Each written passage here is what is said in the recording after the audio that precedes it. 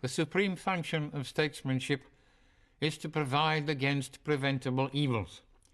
In seeking to do so, it encounters obstacles which are deeply rooted in human nature. One is that by the very order of things, such evils are not demonstrable until they have occurred. At each stage in their onset, there is room for doubt and for dispute, whether they be real or imaginary. By the same token, they attract little attention in comparison with current troubles, which are both indisputable and pressing. Whence the besetting temptation of all politics to concern itself with the immediate present at the expense of the future. Above all, people are disposed to mistake predicting troubles for causing troubles, and even for desiring troubles. If only, they love to think, if only people wouldn't talk about it, it probably wouldn't happen. Perhaps this habit goes back to the primitive belief that the word and the thing, the name and the object, are identical.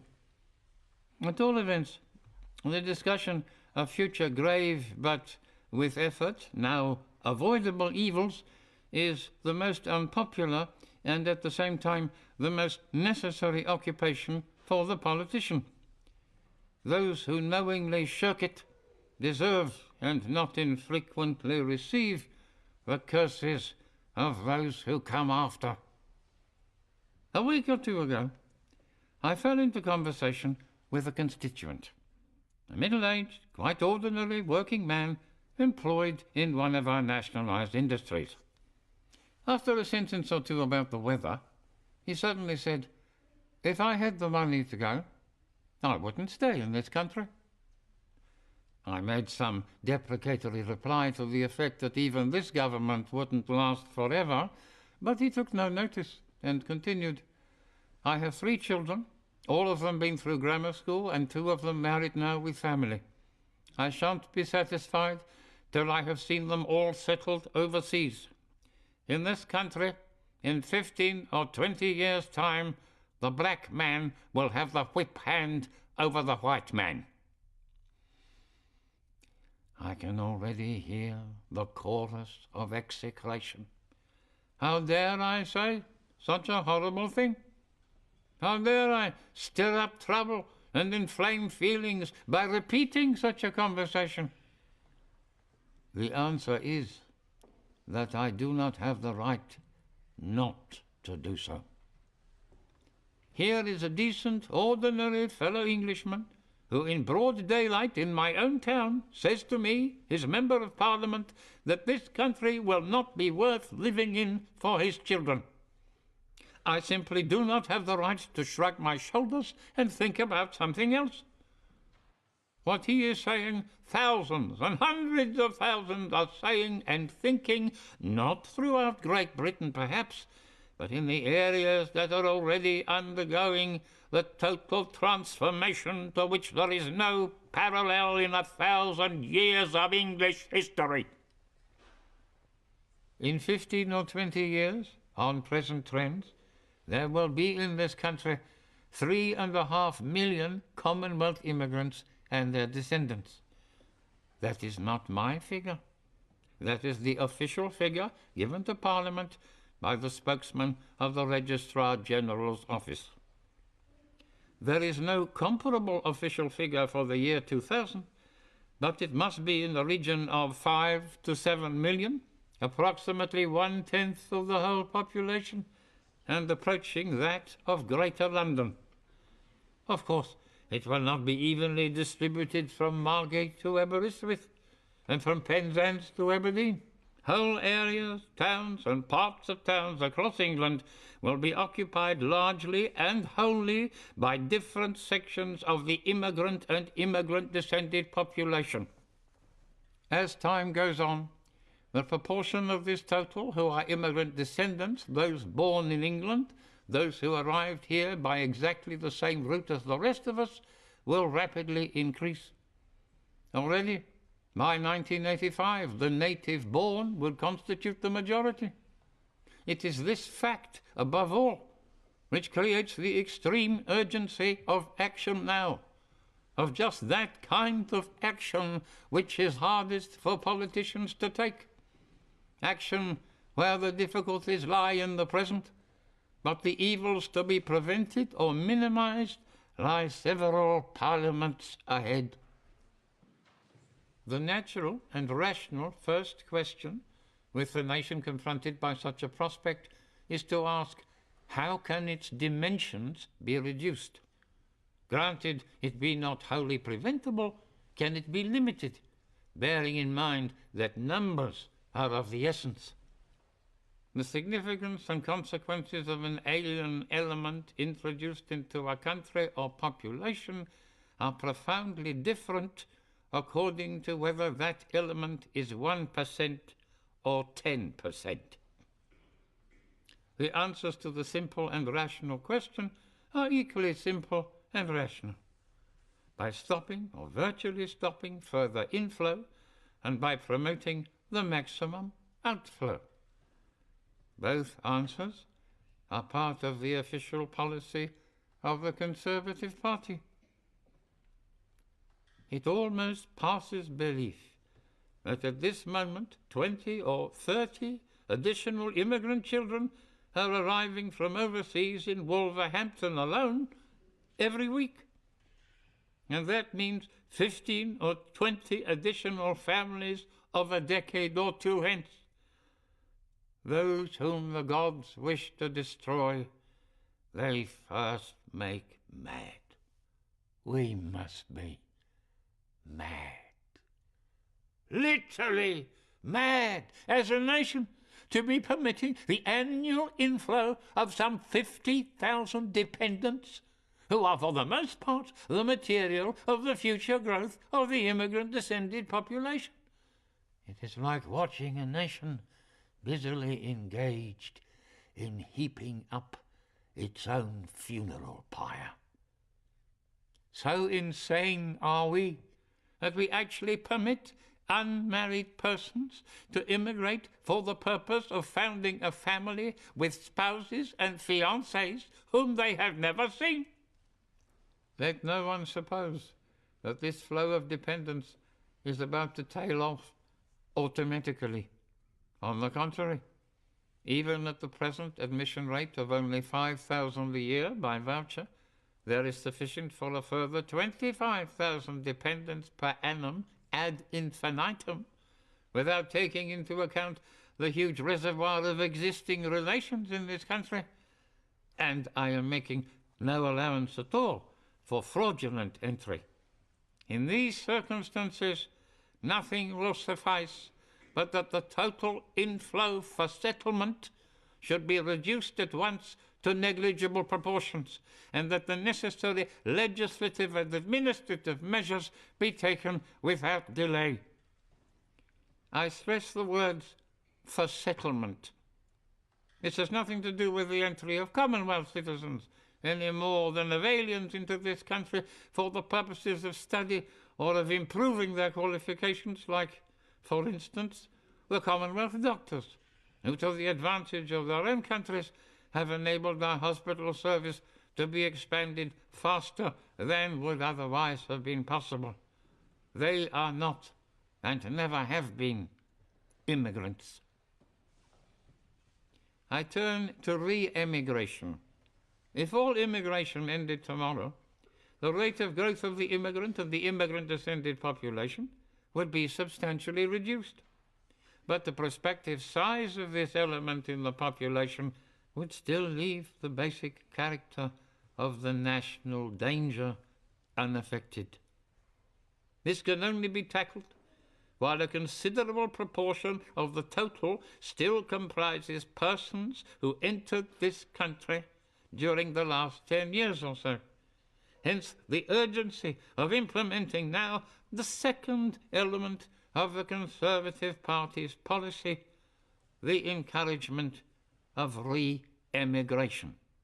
Nobody can make an estimate of the numbers which, with generous grants and assistance, would choose either to return to their countries of origin or to go to other countries anxious to receive the manpower and the skills they represent. Nobody knows, because no such policy has yet been attempted. I can only say that, even at present, immigrants in my own constituency from time to time come to me asking if I can find them assistance to return home. If such a policy were adopted and pursued with the determination which the gravity of the alternative justifies, the resultant outflow could appreciably alter the prospects for the future. It can be no part of any policy that existing families should be kept divided, but there are two directions in which families can be reunited, and if our former and present immigration laws have brought about the division of families, albeit voluntarily or semi-voluntarily, we ought to be prepared to arrange for them to be reunited in their countries of origin. In short, suspension of immigration and encouragement of re-emigration hang together logically and humanely as two aspects of the same approach. The third element of the Conservative Party's policy is that all who are in this country as citizens shall be equal before the law, and that there shall be no discrimination or difference made between them by public authority. As Mr. Heath has put it, we will have no first-class citizens and second-class citizens.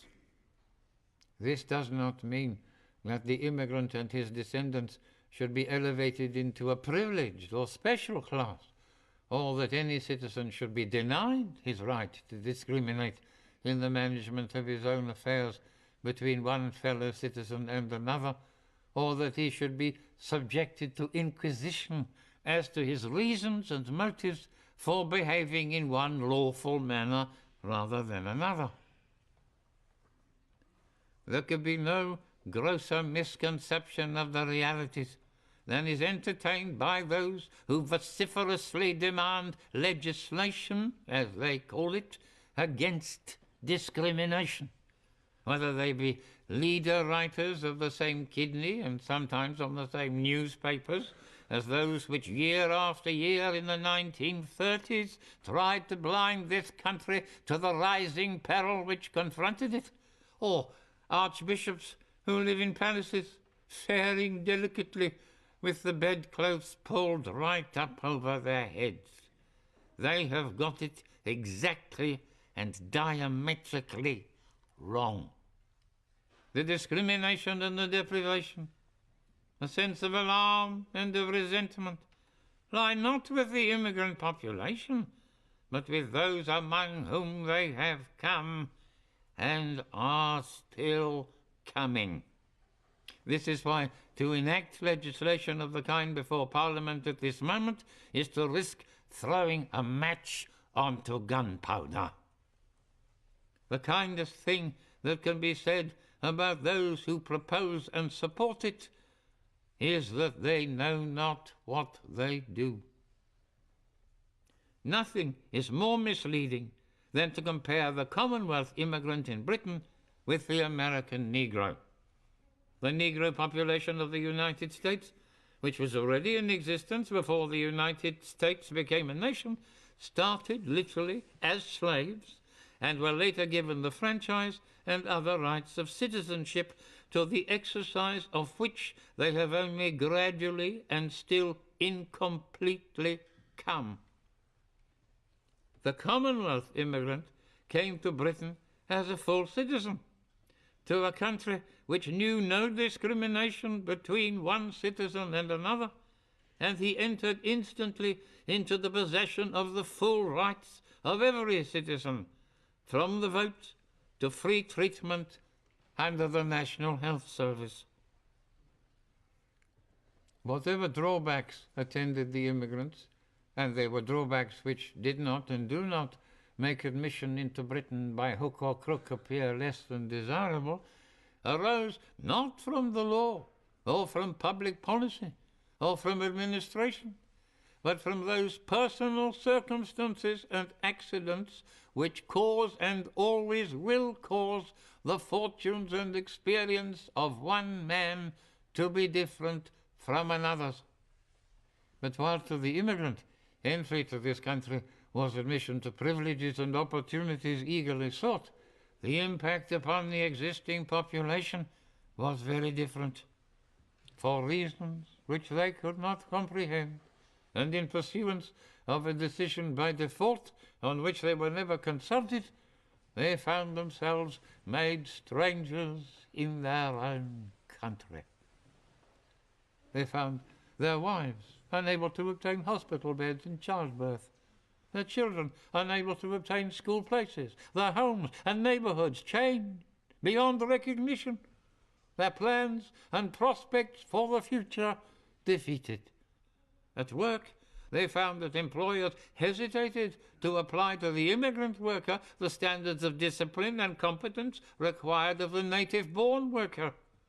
They began to hear, as time went by, more and more voices which told them they were now the unwanted. On top of this, they now learn that a one-way privilege is to be established by Act of Parliament. A law which cannot and is not intended to operate to protect them or redress their grievances is to be enacted to give the stranger, the disgruntled, and the agent provocateur the power to pillory them for their private actions. In the hundreds upon hundreds of letters I received when I last spoke on this subject 2 or 3 months ago, there was one striking feature which was largely new and which I find ominous. All members of Parliament are used to the typical anonymous correspondent, but what surprised and alarmed me was the high proportion of ordinary, decent, sensible people writing a rational and often well-educated letter who believed that they had to omit their address because it was dangerous to have committed themselves to paper to a member of Parliament agreeing with the views I had expressed, and they would risk either penalties or reprisals if they were known to have done so. The sense of being a persecuted minority, which is growing among ordinary English people in the areas of the country which are affected, is something that those without direct experience can hardly imagine. I'm going to allow just one of those hundreds of people to speak for me. She did give her name and address, which I have detached from the letter which I am about to read. She was writing from Northumberland about something which is happening at this moment in my own constituency. 8 years ago, in a respectable street in Wolverhampton, a house was sold to a Negro. Now only one white, a woman, old-age pensioner, lives there. This is her story. She lost her husband and both her sons in the war. So she turned her 7-roomed house, her only asset, into a boarding house. She worked hard and did well, paid off her mortgage, and began to put something by for her old age. Then the immigrants moved in. With growing fear, she saw one house after another taken over. The quiet street became a place of noise and confusion. Regretfully, her white tenants moved out. The day after the last one left, she was awakened at 7 a.m. by 2 Negroes who wanted to use her phone to contact their employer. When she refused, as she would have refused any stranger at such an hour, she was abused and feared she would have been attacked but for the chain on her door.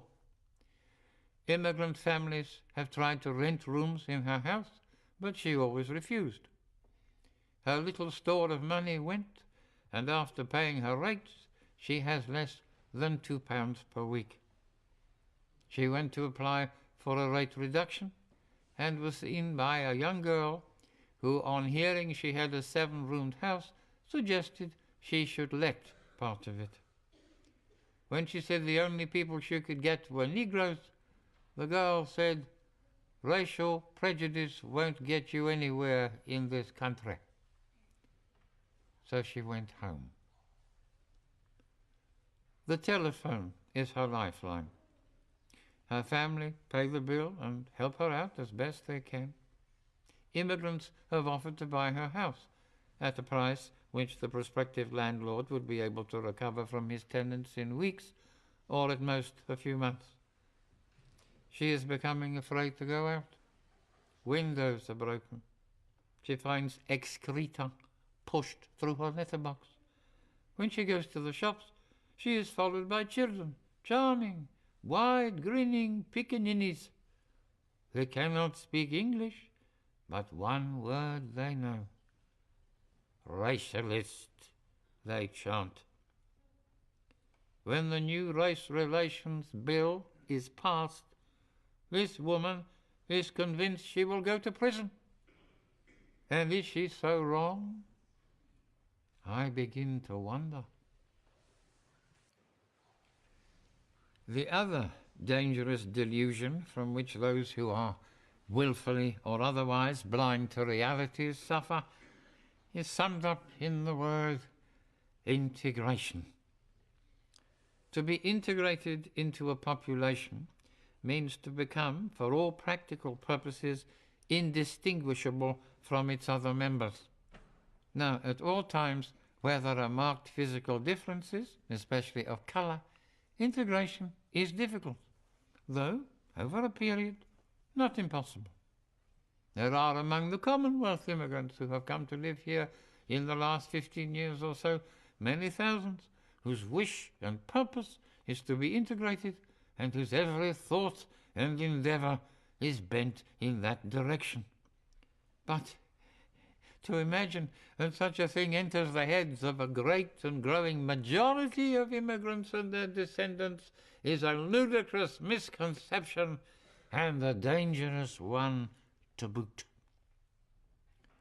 We are on the verge here of a change. Hitherto, it has been force of circumstance and of background which has rendered the very idea of integration inaccessible to the greater part of the immigrant population, that they never conceived or intended such a thing, and that their numbers and physical concentration meant that pressures towards integration, which normally bear upon any small minority, did not operate.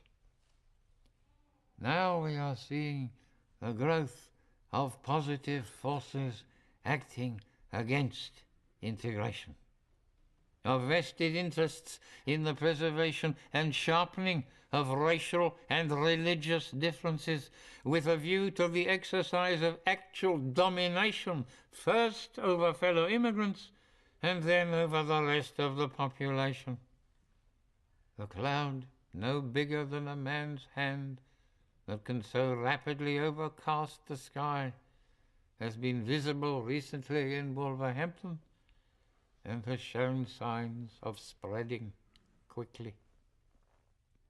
The words I'm about to use verbatim, as they appeared in the local press on the 17th of February, are not mine, but those of a Labour Member of Parliament who is a minister in the present government. The Sikh community's campaign to maintain customs inappropriate in Britain is much to be regretted. Working in Britain, particularly in the public services, they should be prepared to accept the terms and conditions of their employment. To claim special communal rights, or should one say rights, leads to a dangerous fragmentation within society. This communalism is a canker. Whether practiced by one colour or another, it is to be strongly condemned. All credit to John Stonehouse for having had the insight to perceive that and the courage to say it. For these dangerous and divisive elements, the legislation proposed in the Race Relations Bill is the very pabulum they need to flourish on. Here is their means of showing that the immigrant communities can organize to consolidate their members, to agitate and campaign against their fellow citizens, and to overawe and dominate the rest with legal weapons which the ignorant and the ill-informed have provided. As I look ahead, I am filled with foreboding. Like the Roman, I seem to see the river Tiber foaming with much blood. That tragic and intractable phenomenon which we watch with horror on the other side of the Atlantic, but which there is interwoven with the history and existence of the States itself, is coming upon us here by our own volition and our own neglect. Indeed, it has all but come. In numerical terms, it will be of American proportions long before the end of the century. Only resolute and urgent action will avert it even now. Whether there will be the public will to demand and obtain that action, I do not know. All I know is to see and not to speak would be the great betrayal.